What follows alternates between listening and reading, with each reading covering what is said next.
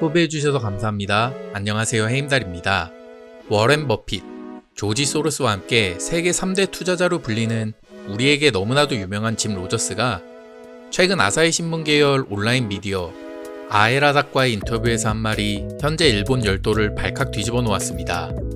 그는 최근 아에라닷과의 인터뷰에서 일본을 좋아하기 때문에 일본인들에게 엄격한 메시지를 전하고 싶다면서 10대들은 빨리 일본을 뛰쳐나가야 한다고 전했습니다.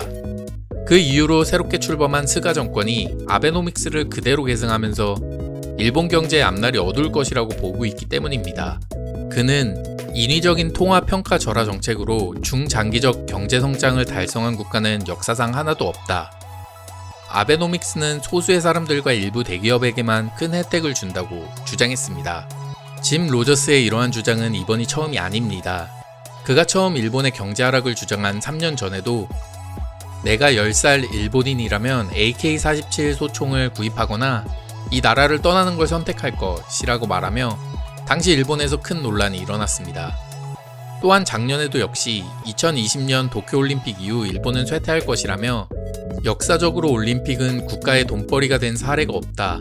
단기적인 수익이 될지는 몰라도 국가 전체로는 폐해를 끼친다며 일본의 부채는 더욱 커질 것이라고 주장했습니다.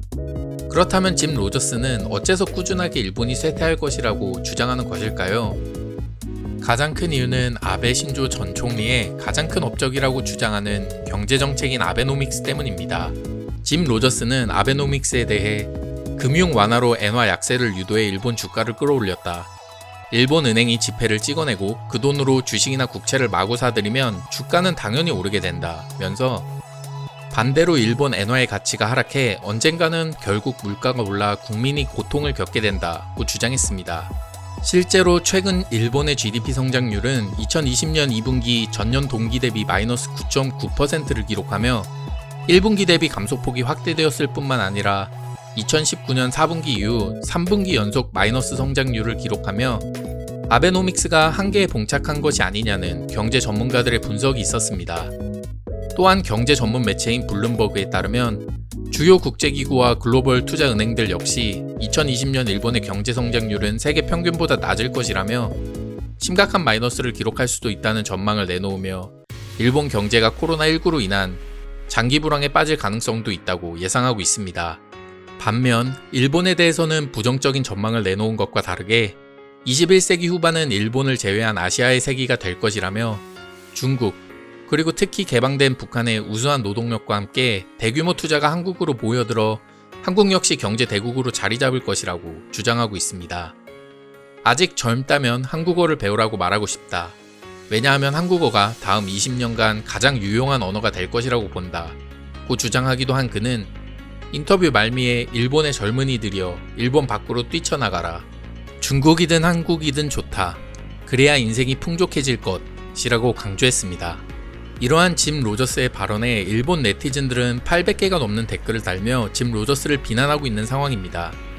6,700개가 넘는 좋아요를 받은 댓글은 투자자 입장에서 어느 정도의 포지션 토큰은 어쩔 수 없지만 그는 결코 3대 투자자 중 하나라고 할 수 없다라고 말했으며 좋은 생각이 있습니다. 짐 씨가 아사히 신문을 매입해주는 것은 어떨까요? 일본을 바보 취급한 죄로 짐 로저스를 고소할 수 있지 않을까? 와 같은 비판의 댓글이 많이 달리고 있습니다. 하지만 우스운 내용입니다. 일본은 30년 전부터 쇠퇴하고 있어요. 앞으로도 저출산 고령화, 자연재해로 쇠퇴할 겁니다. 누가 총리인지는 상관없습니다. 라는 다소 의외의 댓글이 1,400개가 넘는 좋아요를 받기도 했습니다. 로저스의 이러한 발언과 맞물려 최근 해외 유명 커뮤니티 사이트에서 한 브라질인이 올린 글이 한동안 화제가 되어 가지고 와 보았습니다. 이 글의 작성자는 한국이 일본에 비해 나은 점이 뭐가 있을까? 라는 제목의 글을 쓰며 자신을 올해 20살이 된 브라질 요리 학도이며 요리를 배우기 위해 내년에 유학을 준비 중이라고 소개했습니다. 그는 브라질은 현재 혼란의 도가니이며 부패와 부정 그리고 가난이 만연해 있다. 브라질의 취업시장은 완전히 망해버렸기 때문에 졸업 후 아시아로 유학을 갈 생각인데 현재 한국어와 일본어를 배우고 있지만 장기적으로는 두 곳 중에 한 곳에 정착할 생각이다. 라고 말하며 만약 조국을 떠나 한국에 머무르고 있는 사람이 있다면 어째서 한국을 선택했는지 이유를 말해줄 수 있느냐고 물었습니다. 이에 많은 한국 거주 외국인들이 댓글을 달았는데 한 네티즌의 팝콘은 준비되어 있다고 말하며 시작되는 댓글들은 일본보다는 한국을 선택하라는 조언이 훨씬 더 많았습니다. 한 네티즌은 자신은 한국과 일본 두 나라에서 살며 몇 년간 사업을 했다고 소개하며 이 글은 지극히 주관적인 글이며 자신의 한국인 친구들, 일본인 친구들, 그리고 양국에 거주하는 남미 친구들에게 들은 이야기를 종합해서 알려주겠다고 말했습니다. 한국은 일본에 비해 물가가 전반적으로 싼 편이며 의식주 중 음식과 집값이 일본에 비해 훨씬 싼 편이라고 소개했습니다. 특히 집값의 경우 도쿄와 비교해서 서울은 비교도 할 수 없을 만큼 싼 편이라고 말했습니다. 또한 한국의 지하철 시스템은 일본에 비해 무척이나 사용하기 쉽고 크기도 크며 출퇴근 시간 2호선조차 일본에 비해 덜 붐빈다. 일본의 지하철은 작고 사람이 훨씬 더 많지만 시간만큼은 철저하게 지킨다 고 말했습니다. 한국, 특히 서울은 밤에 즐길 거리가 훨씬 더 다양하고 많으며 24시간 열려있고 몹시 활기찬 밤 문화를 가지고 있다. 도쿄는 편의점을 제외한 모든 것이 한국에 비해 훨씬 더 빨리 닫는다고 말하기도 했습니다. 또한 한국인들은 일본인들에 비해 외국인들에게 더 친절하며 한국은 일본에 비해 훨씬 더 기술적으로 발전되어 있다. 현금을 사용할 곳은 길거리 음식을 사 먹을 때나 교통카드를 충전할 때뿐이지만 일본은 아직도 60에서 70%의 가게들이 현금만을 받는다. 일본의 인터넷 속도는 한국만큼 빠르지 않고 아날로그적인 느낌의 약간 구시대적인 건물들이 많다고 전했습니다.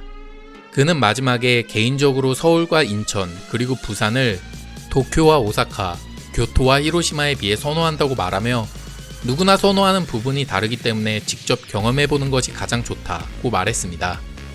또 다른 네티즌은 한국은 더 매운 음식들이 많다. 처음 배울 때 훨씬 더 쉬운 언어가 있으며 빠르고 덜 권위적인 문화, 더 현대적인 이동수단, 값싼 집세와 음식, 전국적으로 잘 조성되어 있는 교통망 등을 이유로 꼽으며 자신이 생각하는 한국이 일본보다 더 나은 점들이라고 말하기도 했습니다. 또 다른 네티즌은 일본의 지하철 시스템은 말도 안 되게 복잡하다. 여태까지 도쿄를 3번 방문했는데 갈 때마다 지하철에서 길을 잃었다. 신주쿠역 같은 경우 5개나 되는 위성역들이 있고 모두 다른 회사에 의해 운영되고 있다. 또한 표지조차 제대로 되어 있지 않으며 일본어를 할 줄 모르면 아무도 너를 도와주지 않을 것이라는 경험 역시 공유했습니다.